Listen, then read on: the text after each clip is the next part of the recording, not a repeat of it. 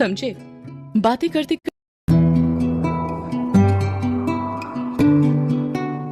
जगदीश फिर लेखक से पूछता है, बताइए ना सर, क्या अभिशाप मिला था यक्षिणी को?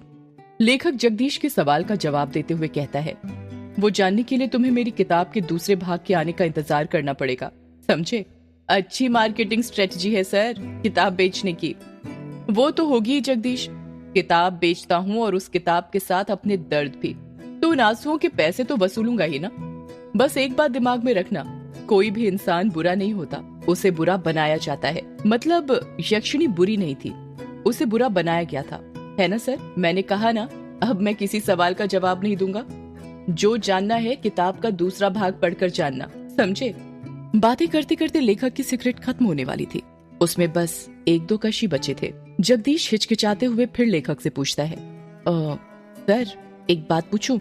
तुम नहीं मानने वाले ना? ठीक है, पूछो। सर, आपकी बातों से ऐसा लगता है जैसे आप यक्षिणी को बहुत करीब से जानते हैं। क्या आपने कभी यक्षिणी को देखा है? सवाल सुनकर लेखक एकदम चुप हो जाता है और उसके चेहरे के एक्सप्रेशन देखकर ऐसा लग रहा था जैसे वो किसी सोच में डूब गया हो और उसको कुछ ऐसा याद आ गया हो जो वो जगदीश को नहीं बताना चाहता था।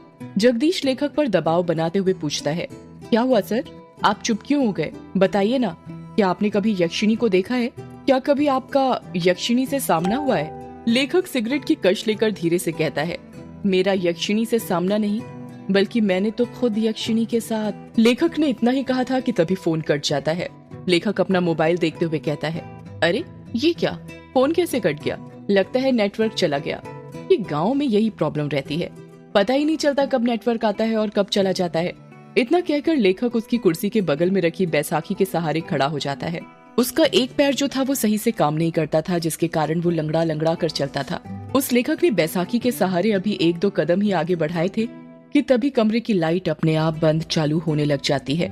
लेखक कमरे के आगे लगे बल्ब को देखता हुआ कहता है, अरे अब ये लाइट को क्या हो गया अचानक? देखते ही देखते लाइट पूरी तरह बंद हो जाती है और कमरे के चारों तरफ अंधेरा छा जाता है। इतना अंधेरा कि लेखक को उसके हाथ पैर भी दिखाई नहीं दे रहे थे। ये हो क्या रहा है आज? कहीं वो आ तो नहीं गई? नहीं नहीं, ऐसा नहीं हो सकता, वो नहीं आ सकती। लेखक ने खुद से इतना ही कहा था कि तभी कमरे का दरवाजा जो बंद था वो अपने आप खुल जाता है। दरवाजे के बाहर से हल्की सी सफेद रोशनी आ रही थी। लेखक जल्दी जल्दी बैसाखी के सहारे दरवाजे के पास जाने लग जाता है। तभी कोई उसका पैर पकड़ लेता है और वो धड़ाम से नीचे गिर जाता है। मेरा पैर! लेखक धीरे धीरे अपने पैर की तरफ देखने लग जाता है, पर अंधेरा इतना ज्यादा था कि उसे कुछ दिखाई नहीं दे रहा था। लेखक जैसे ही अपने हाथ अपने पैर पर रखता है, उसको महसूस होता है कि उसका हाथ किसी दूसरे के हाथ के ऊपर रखा हुआ था। लेखक डर जाता है और झट से अपना हाथ अपने पैर से हटा लेता है। तभी उसे एहसास होता है कि अब किसी ने उसका पैर नहीं पकड़ा हुआ था। लेखक जितनी फुर्ती के साथ रेंगते रेंगते दरवाजे के पास जा सकता था, उतनी फुर्ती से जाने लग जाता है। लेखक दरवाजे के पास पहुंचा ही था कि तभी वो दरवाजा अपने आप बंद हो जाता है। थोड़ी ही देर बाद दरवाजे के बाहर लेखक की दर्द से कराहने की आवाज सुनाई देने लग जाती है।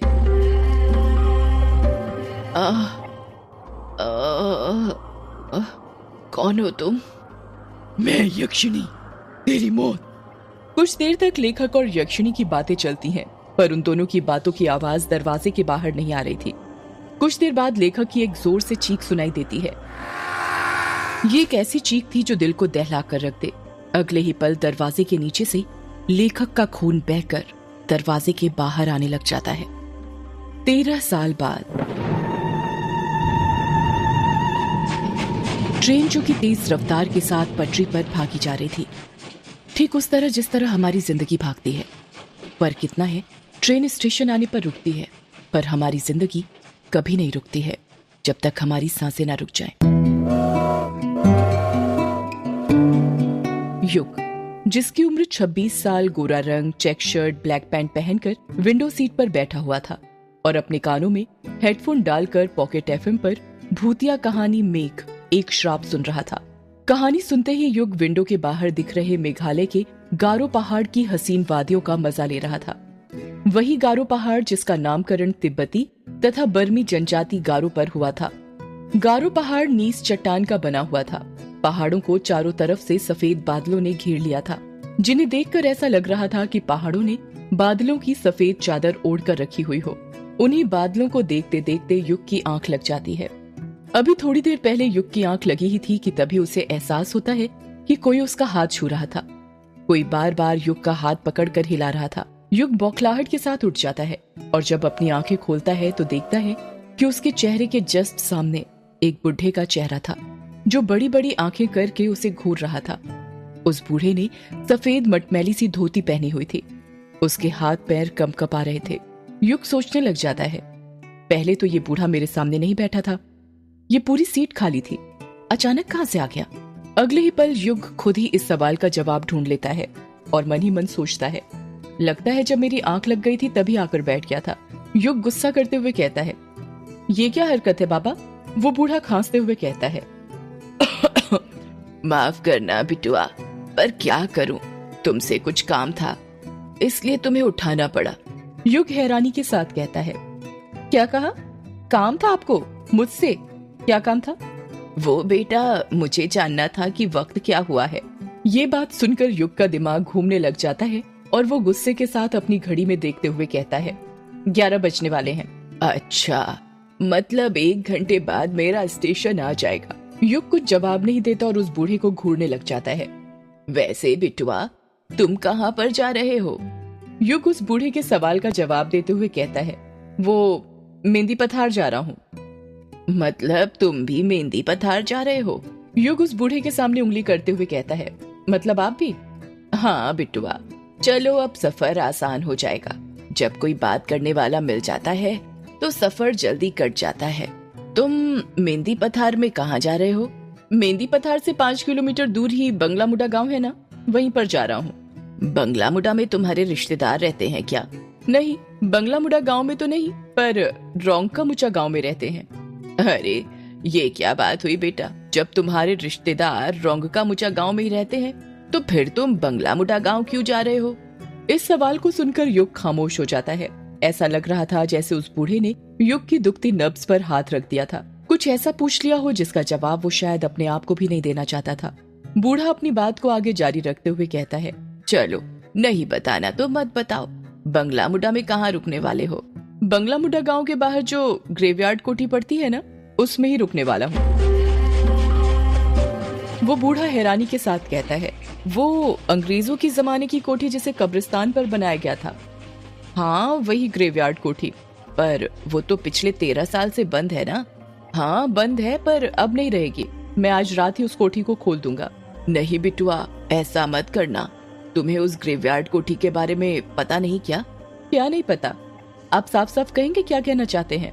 अगर तुम बचपन में उस गांव में रहे हो तो ये तो पता ही होगा कि यक्षिणी किश्नोई नदी के पास भटका करती थी। युग उस बूढ़े की बात का कुछ जवाब नहीं देता है। वो गौर से उसकी बातें सुन रहा था। वो बूढ़ा अपनी बात को आगे जारी रखते हुए कहता है, तुम्हें पता है उस यक्षिणी के एक नहीं 2 ठिकाने थे, पहला किश्नोई नदी और दूसरा ग्रेवयार्ड कोठी। युग हैरानी के साथ कहता है, क्या कहा? ग्रेवयार्ड कोठी? हाँ ग्रेवयार्ड कोठी। गांव के लोगों ने कई बार यक्षिणी को ग्रेवयार्ड कोठी के पास भी भटकते देखा था। यक्षिणी हर पूर्णिमा और अमावस्या की रात मर्दों के साथ संभोग करके उनके दिल का खून चूस कर उन्हें मार दिया करती थी। इसका मतलब पापा ने बचपन में जो कहानी मुझे सुनाई थी वो कहानी नहीं बल्कि हकीकत थी। बिटुआ, किस कहानी की बात कर रहे हो तुम? बूढ़े की बात सुनकर युग अपने अतीत की यादों में खो जाता है। उसको याद आता है वो पल जब वो 10 साल का था और अपने पिता से बातें कर रहा था। पापा पापा क्या कर रहे हो आप? युग ने प्यार से पूछा। कुछ नहीं बेटा, कहानी लिख रहा हूँ। युग के पिता ने टाइपराइटर पर कहानी टाइप करते हुए कहा। क्या कहा पापा? कहानी? कौन सी कहानी लिख रहे हैं पापा आप? यक्षिणी की कहानी बेटा। पापा मुझे भी यक्षिणी की कहानी सुनाइए ना। नहीं बेटा, तुम अभी छोटे हो, तुम डर जाओगे। जब बड़े हो जाओगे तब सुनना, ठीक है? युग उदास हो जाता है और मुंह बनाते हुए कहता है, प्लीज पापा सुनाइए ना, मैं नहीं डरूंगा, प्रॉमिस। और आप ही कहते हैं ना कि अब तो मैं बड़ा हो गया हूँ और बड़े बच्चे डरते नहीं हैं बल्कि डराते हैं, तो प्लीज पापा मुझे यक्षिणी की कहानी सुनाइए ना। युग जिद करने लग जाता है और युग की जिद के आगे उसके पापा हार मान जाते हैं और उसे यक्षिणी की कहानी सुनाने लग जाते हैं। कहते हैं ये जो अपनी किश्नोई नदी है ना, बहुत सालों से वहाँ पर यक्षिणी डायन रहा करती थी। युग हैरानी के साथ कहता है, ये बंगला मुडा और रोंका मुडा गांव के बीच में जो नदी पड़ती है वहीं पर पापा? हाँ बेटा, वहीं पर। ये जो यक्षिणी होती है ये जंगलों में या पानी वाली जगहों के पास पाई जाती है।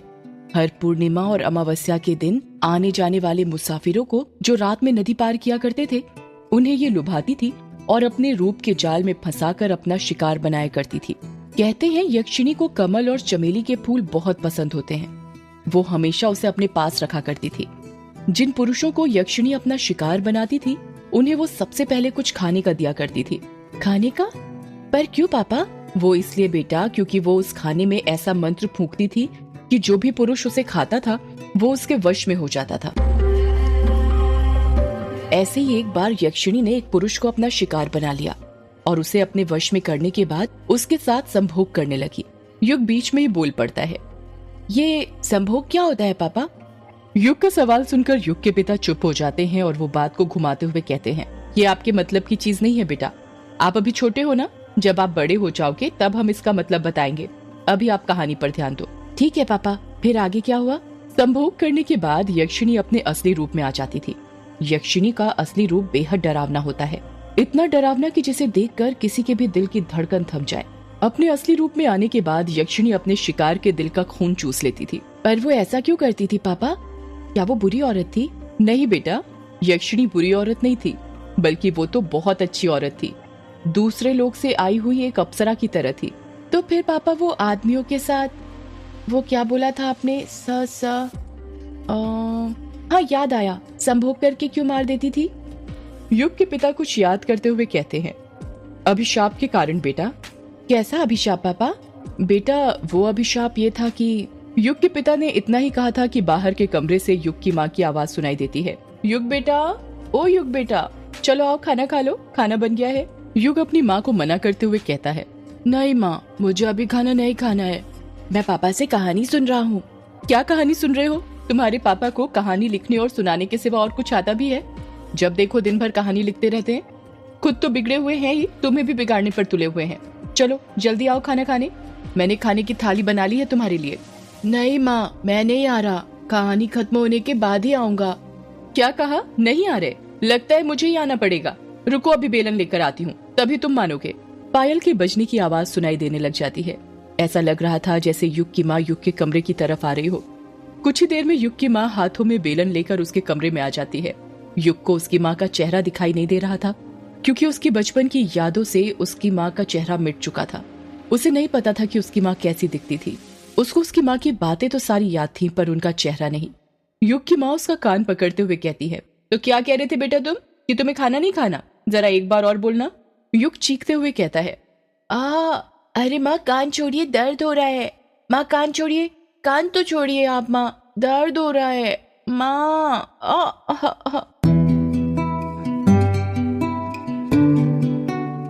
माँ कहते हुए ही युग अपने अतीत की यादों से बाहर आ जाता है।